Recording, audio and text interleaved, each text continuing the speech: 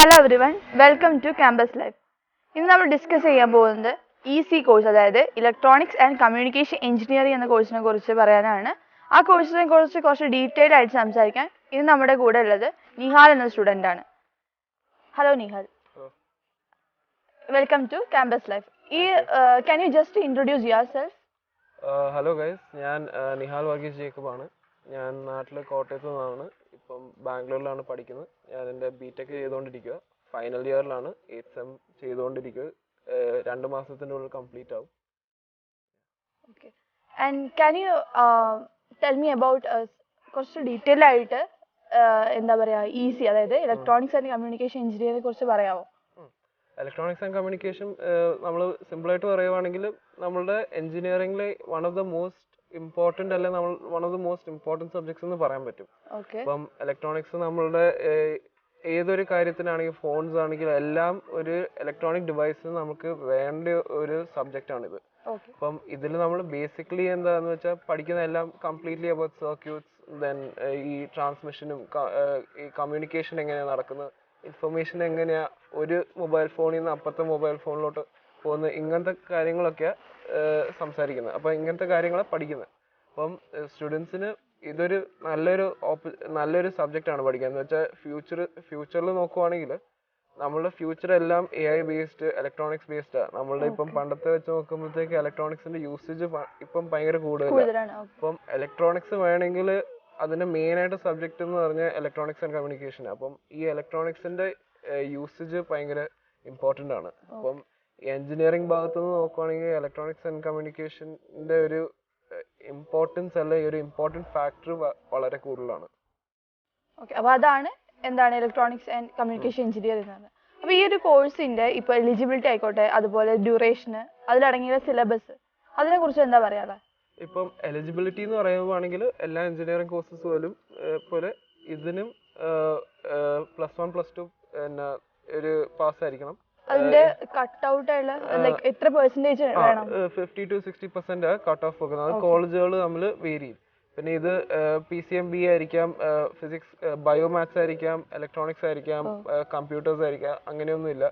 അങ്ങനെ ഏതെങ്കിലും ഒരു സബ്ജക്ട് പഠിച്ചാൽ മതി.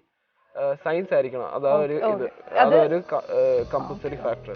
പിന്നെ ഇതിന്റെ ഡ്യൂറേഷൻ എന്ന് പറയുന്നത് എല്ലാം എഞ്ചിനീയറിംഗ് ഇതുപോലെ 4 years ആണ്. പിന്നെ സിലബസ് എന്ന് പറഞ്ഞാൽ ഫസ്റ്റ് ഇയർ എല്ലാം എഞ്ചിനീയറിംഗ് സബ്ജക്ട്സ് പോലെ കോമൺ ആണ്, എല്ലാവർക്കും സെയിം സബ്ജക്ട്സ് ആണ്. സെക്കൻഡ് ഇയറിൽ വരുമ്പോഴത്തേക്ക് നമ്മൾ കൂടുതലും ഈ സർക്യൂട്ട്സ് അങ്ങനത്തെ കാര്യങ്ങൾ, സ്റ്റുഡൻസ് ഈ സർക്യൂട്ട്സും അങ്ങനത്തെ കാര്യങ്ങളിലൊക്കെയാണ് പഠിക്കുന്നത്. തേർഡ് ഇയർ ആകുമ്പോൾ സ്റ്റുഡൻസിൻ്റെ ഇത് കൂടുതൽ ഫോക്കസ് മാറുന്നത് കമ്മ്യൂണിക്കേഷൻ സൈഡിലോട്ടാണ്. ഈ ആൻറ്റനാസും പിന്നെ ഈ ആൻറ്റന പിന്നെ സിഗ്നൽ പ്രോസസ്സിങ്ങും അങ്ങനത്തെ കാര്യങ്ങളിലോട്ടാണ്. ഫോർത്ത് ഇയർ ആകുമ്പോഴത്തേക്കും നമ്മളുടെ കൂടുതലും സ്റ്റുഡൻസിന് പ്രോജക്ട്സാണ്. നമ്മളുടെ ഇപ്പം കോളേജസിൽ സ്റ്റുഡൻസിന് മനസ്സിലാകുന്ന തിയറി മാത്രം പോരാ, നമ്മളുടെ ഒരു റിയൽ ലൈഫ് എക്സ്പീരിയൻസ് വേണമെങ്കിൽ പ്രോജക്ട്സ് ചെയ്യണം. ഈ സബ്ജക്റ്റ് എങ്ങനെ ഉപയോഗിക്കാം, എവിടെ ഉപയോഗിക്കാം, അത് എത്രത്തോളം നമുക്ക് നോളജ് ഉണ്ടെന്നൊക്കെ അറിയാൻ വേണ്ടി പ്രോജക്ട്സ് ചെയ്യണം. അപ്പോൾ ഫോർത്ത് ഇയറിൽ കൂടുതലും സ്റ്റുഡൻസ് ഫോക്കസ് ചെയ്യുന്ന പ്രോജക്ട്സാണ്.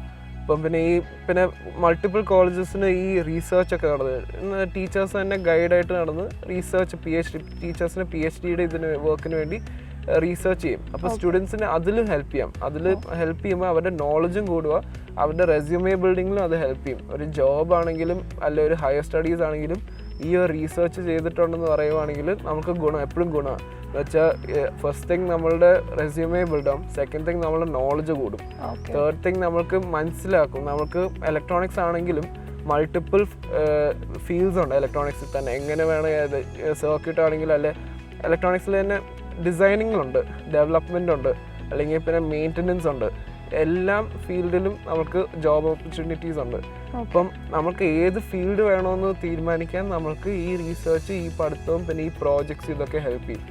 അപ്പോൾ അതാണ് ഒരു ബേസിക് ഒരു സിലബസ് എല്ലാം കോളേജിൽ നടക്കുന്നത്. ഓക്കെ, അപ്പോൾ ഇപ്പോൾ ഡ്യൂറേഷൻ, എലിജിബിലിറ്റി, അതുപോലെ സിലബസിനെ കുറിച്ചൊക്കെ പറഞ്ഞു. ഇനിയിപ്പോൾ നമ്മൾ ഈ ഒരു കോഴ്സ് എടുക്കാൻ പോകുന്ന സ്റ്റുഡൻറ്റ്, അപ്പോൾ ആ ഒരു സ്റ്റുഡൻറ്റിന് അതിൻ്റെ അഡ്മിഷൻ പ്രോസസ്സോ, അതുപോലെ ഇപ്പോൾ കേരളത്തിലായിക്കോട്ടെ പുറത്തായിക്കോട്ടെ, അതിൻ്റെ അഡ്മിഷൻ പ്രോസസ്സൊക്കെ എങ്ങനെയാണെന്നുള്ളതെന്ന് അഡ്മിഷൻ പ്രോസസ്സ് സംസാരിക്കുകയാണെങ്കിൽ സിമ്പിളാണ്. ഇപ്പം മിക്ക കോളേജസിൽ ആദ്യം ഒരു ആപ്റ്റിറ്റ്യൂഡ് ടെസ്റ്റ് കാണും, അവരുടെ ഒരു സ്വന്തം ഏതെങ്കിലും ഒരു എക്സാം കാണും.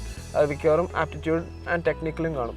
അപ്പം ഈ ആപ്റ്റിറ്റ്യൂഡ് ആൻഡ് ടെക്നിക്കൽ എക്സാം കഴിഞ്ഞ് കഴിഞ്ഞിട്ട് അവർക്കൊരു വല്ല പ്രസൻറ്റേഷൻ അല്ലെ വേറൊരു ടെസ്റ്റ് കാണും, ഫോം ഓഫ് ടെസ്റ്റിംഗ് കാണും.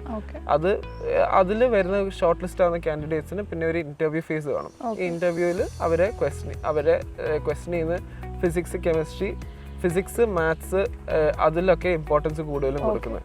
കെമിസ്ട്രി ഒക്കെ ചോദിക്കും, അത് പക്ഷെ ബേസിക് ഇത് എന്ന് വെച്ചാൽ ഒരു സയൻസ് സ്റ്റുഡൻ്റ് അല്ലേ, അപ്പോൾ അതിൻ്റെ ഒരു ബേസിക് ഇതിൻ്റെ അതാ ബേസിക് ഒരു ചോദിക്കുന്ന ചോദ്യങ്ങൾ.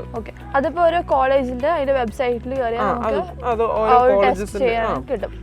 എല്ലാം കോളേജുകളുടെ അവരുടെ വെബ്സൈറ്റിൽ അത് മെൻഷൻ ചെയ്യും, അവരുടെ കോഴ്സസിന്റെയും പിന്നെ അവർ ആ അഡ്മിഷൻ അപ്ലൈ ചെയ്യാൻ നേരത്തെ അവർ മെൻഷൻ ചെയ്യും എന്തൊക്കെയായിരിക്കും അഡ്മിഷന്റെ സമയത്ത് നടക്കുന്ന ടെസ്റ്റുകളും. അപ്പൊ നമുക്ക് പ്രിപ്പയർ ചെയ്യാനും ആ സമയത്ത് എളുപ്പമാണ്. ഇപ്പൊ ആ ഒരു എൻട്രൻസ് എക്സാം എഴുതണമെന്നുണ്ടെങ്കിൽ ഇപ്പൊ ഒരു കോളേജിലോട്ട് അവരുടെ തന്നെ ഇപ്പൊ പറഞ്ഞല്ലോ ആ ടെസ്റ്റ് ചെയ്യണമെന്നുണ്ടെങ്കിൽ ഇപ്പൊ +2 ഇത്ര മാർക്ക് ഉള്ളവർക്ക് മാത്രമേ അത് ചെയ്യാൻ പാടുള്ളൂ, അങ്ങനെ എന്തെങ്കിലും കണ്ടീഷൻസ് ഉണ്ടോ? അത് കോളേജ് ടു കോളേജ് ഡിപ്പെൻഡ് ചെയ്യും. അതിപ്പം വേരി ചെയ്തുകൊണ്ടിരിക്കുക. അപ്പം ചില കോളേജസിന് 60%, ചില കോളേജസിന് 70%, അത് വേരി ചെയ്യും. പക്ഷെ അത് ചില കോളേജസ് അത് നോക്കത്തില്ല. ചില കോളേജസ് അത് ആകെ ആ അഡ്മിഷന് അപ്ലൈ ചെയ്യാൻ നേരത്ത് മാത്രം. പക്ഷെ അവർ ചിലപ്പം അതിന് നമ്മൾ നോളജാണ് നോക്കുന്നത്. നമ്മൾക്ക് മാർക്ക് എത്രത്തോളം കിട്ടിയെന്ന് നോളജ്. ഈ കോളേജിലൊക്കെ കയറുമ്പോൾ നമ്മളുടെ നോളജ് ഉണ്ടെങ്കിലേ ഉള്ളൂ കാര്യം. ഈ സബ്ജക്റ്റിനെ കുറിച്ച് അല്ലെങ്കിൽ പഠിക്കാൻ പോകുന്ന സബ്ജക്റ്റിനെ കുറിച്ച് നോളജ് ടെസ്റ്റ് ചെയ്യുന്ന അവരുടെ മെയിൻ ക്രൈറ്റീരിയ. ആ ടെസ്റ്റിങ്ങിന്റെ മാർക്സിന്റെ ബേസിസിലായിരിക്കും നമ്മളുടെ അഡ്മിഷൻ പ്രോസസ്സ് എല്ലാം. ഇപ്പം നിഹാൽ ഈ ഒരു കോഴ്സിനെ പറ്റിയിട്ട് കുറച്ച് കാര്യങ്ങൾ പറഞ്ഞു. ഇനി ഒരു സ്റ്റുഡൻറ്റ് അല്ലെങ്കിൽ ഒരു കാൻഡിഡേറ്റ് ഒരു കോഴ്സ് എടുക്കാൻ പോവുകയാണ്. അപ്പോൾ ആ ഒരു എടുക്കാൻ പോകുന്ന കുട്ടിയുടെ ഉള്ളിൽ കുറേ കാര്യങ്ങൾ മൈൻഡിലുണ്ടാവുമല്ലോ.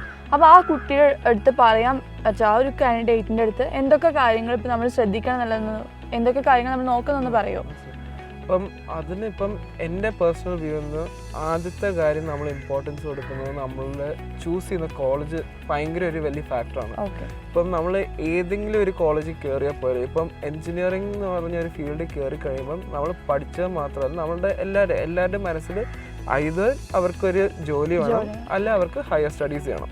അപ്പം അല്ലെങ്കിൽ ചിലവരുണ്ട് ബിസിനസ് അങ്ങനത്തെ ഇതിലൊക്കെ പോകുന്നത്. അപ്പം ഈ ഹയർ സ്റ്റഡീസ് അല്ല ഈ ജോലി വേണ്ടവർക്കൊക്കെ പ്ലേസ്മെൻറ്റ് ഓപ്പർച്യൂണിറ്റീസ് ആദ്യം നമ്മൾ കോളേജിനെ മനസ്സിലാക്കണം. കോളേജസിൻ്റെ പ്ലേസ്മെൻറ്റ് എങ്ങനെയാണ്, കോളേജസ് അതിനുള്ള എക്സ്പോഷർ വരുന്നുണ്ടോ, ഒരു പ്ലേസ്മെൻറ്റ് എക്സാമിന് പെർഫോം ചെയ്യാനുള്ള എക്സ്പോഷർ നമുക്ക് തരുന്നുണ്ടോ, ഇതെല്ലാം നോക്കണം. ഇപ്പം ചില കോളേജസിലൊക്കെ നമ്മൾ ഈ പ്ലേസ്മെൻറ്റ് ട്രെയിനിങ് അങ്ങനത്തെയൊക്കെ കാര്യങ്ങൾ നടക്കുന്നുണ്ട്. ഈ സ്റ്റുഡൻസിനെ ട്രെയിൻ ചെയ്യുമ്പോൾ ഓരോ വർഷം ഓരോ സെമ്മിൽ അവരെ ട്രെയിൻ ചെയ്ത് എങ്ങനെ ഒരു ഇൻ്റർവ്യൂക്ക് പെർഫോം ചെയ്യണം, എങ്ങനെ ഒരു ഇൻ്റർവ്യൂക്ക് സംസാരിക്കണം, ഒരു ടെക്നിക്കൽ ടെസ്റ്റ് എങ്ങനെ ചെയ്യണം, അല്ല അതിൻ്റെ തിങ്കിങ് എങ്ങനെ മാറ്റണം, അതിൻ്റെ ആപ്റ്റിറ്റ്യൂഡ് എങ്ങനെയായിരിക്കും, അതിൻ്റെയൊക്കെ ചെയ്യുന്ന ഒരു നമ്മളെ ബ്രഷപ്പ് ചെയ്യും. കോളേജിൽ നമുക്കൊരു എക്സ്പോജർ വരും എങ്ങനെയായിരിക്കും. അതൊക്കെ ഭയങ്കര ഇമ്പോർട്ടൻറ്റ് ഫാക്ടറാണ്. ഈ കോളേജുകളിൽ എല്ലാ കോളേജസിലും കൊടുക്കും അതോ ചില ഇല്ല. ഇപ്പം ഞാൻ കേട്ടിടത്തോളം എല്ലാ കോളേജസും ഇല്ല, ചില കോളേജസ് ഉണ്ട്. അതാ ഞാൻ പറയുന്നത്. അപ്പം നല്ല കോളേജുകൾ എടുക്കണം. നമ്മളെ കോളേജ് നമ്മൾ എടുക്കുന്ന കോളേജ് ഒരു വെരി ബിഗ് ഫാക്ടറാണ്. ഈ ഇറ്റ് ഡിപ്പെൻഡ്സ് ലൈക്ക് എന്ന് വെച്ചാൽ കോളേജ് നല്ല അല്ലെങ്കിൽ അവിടെ വരുന്ന കമ്പനികളുടെയും ഇത് മാറും. ഫോർ എക്സാമ്പിൾ കോളേജ് ഭയങ്കര വെൽ നോൺ ആണ്, കോളേജിനെ കുറിച്ച് കേട്ടിട്ടുണ്ട്, കോളേജിന്റെ പഠിപ്പിക്കുന്ന രീതിയും കോളേജിന്റെ അക്കാഡമിക് അറ്റ്മോസ്ഫിയർ എല്ലാം ഡിപ്പെൻഡ് ചെയ്യും. എല്ലാം നല്ല അവിടെ വരുന്ന കമ്പനികളും അതിൽ ആ സോർട്ടായിരിക്കും. എന്ന് വെച്ചാൽ ടോപ്പ് കമ്പനി, നമുക്ക് എല്ലാവരുടെ ആഗ്രഹം ഒരു ടോപ്പ് കമ്പനി പ്ലേസ് ആണോ, അങ്ങനത്തെ ഒക്കെ ആഗ്രഹം ഉണ്ട്. അപ്പം അങ്ങനത്തെ ഒരു ഇത് വേണമെങ്കിൽ ഫസ്റ്റ് തിങ് നമ്മൾ ആദ്യം ഫോക്കസ് ചെയ്യേണ്ടത് നല്ലൊരു കോളേജ് കയറി കഴിയുമ്പോൾ എല്ലാം സ്റ്റെപ്പ് ബൈ സ്റ്റെപ്പ് അതിന്റെ പ്ലേസിലോട്ട് വീഴും. ഇപ്പം ഒരു കോളേജ് കൾച്ചറും കോളേജ് അറ്റ്മോസ്ഫിയറും ഒരു കമ്പനി വരുമ്പോൾ നമ്മളുടെ ടെക്നിക്കൽ നോളജ് മാത്രമല്ല നോക്കുന്നത്, നമ്മളുടെ ഓവറോൾ ഡെവലപ്മെന്റ്, നമ്മളെ ഹോളിസ്റ്റിക് ഡെവലപ്മെന്റ് ആണ് നോക്കുന്നത്. നമ്മളുടെ എങ്ങനെ എല്ലാ സ്കിൽസ് മാത്രമല്ല, നമ്മുടെ വേ ഓഫ് കമ്മ്യൂണിക്കേറ്റിംഗ്, അല്ല നമ്മൾ എന്തൊക്കെ പാർട്ടിസിപ്പേറ്റ് ചെയ്യും, നമ്മൾ എക്സ്ട്രാ കരിക്കുലർ ആക്ടിവിറ്റീസ് ഉണ്ടോ. ഈ കുറെ കമ്പനികളുണ്ട് എക്സ്ട്രാ കരിക്കുലർ ആക്ടിവിറ്റീസിന് അവർ ഭയങ്കര ഇമ്പോർട്ടൻസ് കൊടുക്കും. ഒരു കാൻഡിഡേറ്റിന്റെ സ്കിൽസ് കാര്യങ്ങളെല്ലാം നമ്മൾ നോക്കും. അതൊക്കെ ഒരു ഓവറോൾ ഡെവലപ്മെന്റ് കമ്പനി നോക്കുന്നത്. ഈ കോളേജുകൾ അത് നല്ല കോളേജാണ് നമ്മൾ ഓവറോൾ ഡെവലപ്മെന്റ് ഹെൽപ്പ് ചെയ്യും. അപ്പം കോളേജാണ് ഒരു ഭയങ്കര ഒരു ഇമ്പോർട്ടൻറ്റ് ഫാക്ടർ. ഇപ്പൊ ഈ കോഴ്സിനെ കുറിച്ച് ഓൾമോസ്റ്റ് നമുക്ക് നിഹാൽ പറഞ്ഞു തന്നിട്ടുണ്ട്. Thank you Nihal. ഇനി ഈ കോഴ്സിനെ കുറിച്ച് നിങ്ങൾക്ക് കൂടുതൽ ഡൗട്ട്സ്, അതായത് ഇപ്പോൾ അഡ്മിഷൻ പ്രോസസ്സ് ആയിക്കോട്ടെ, അതുപോലെ ഈ കോഴ്സിനെ കുറിച്ചിട്ട് എന്തെങ്കിലും ഡൗട്ട്സ്, കൺഫ്യൂഷൻസ് അങ്ങനെ എന്തെങ്കിലും ഉണ്ടെന്നുണ്ടെങ്കിൽ നിങ്ങൾക്ക് ഈ നമ്പറിൽ കോൺടാക്ട് ചെയ്യാം. അതുപോലെ തന്നെ കമൻറ്റ് ബോക്സിലും നിങ്ങൾക്ക് അറിയിക്കാവുന്നതാണ്. ഇന്ന് നമ്മൾ ഡിസ്കസ് ചെയ്ത ഈ ഒരു കോഴ്സിനെ കുറിച്ച് നിങ്ങൾക്ക് എല്ലാം മനസ്സിലായിട്ടുണ്ട് എന്ന് വിചാരിക്കുന്നു. ഇനി ഈ ഒരു കോഴ്സിന് കേരളത്തിനകത്തും പുറത്തും അഫോർഡബിൾ ബഡ്ജറ്റിൽ ഉന്നത നിലവാരമുള്ള കോളേജുകളിൽ എങ്ങനെ അഡ്മിഷൻ നേടാം എന്നതിനെ കുറിച്ചൊക്കെ അറിയാൻ ക്യാമ്പസ് ലൈവിലെ തന്നെ അക്കാദമിക് കൗൺസിലേഴ്സുമായോ അതല്ലെങ്കിൽ അഡ്മിഷൻ കോർഡിനേറ്റേഴ്സുമായോ ബന്ധപ്പെടാവുന്നതാണ്.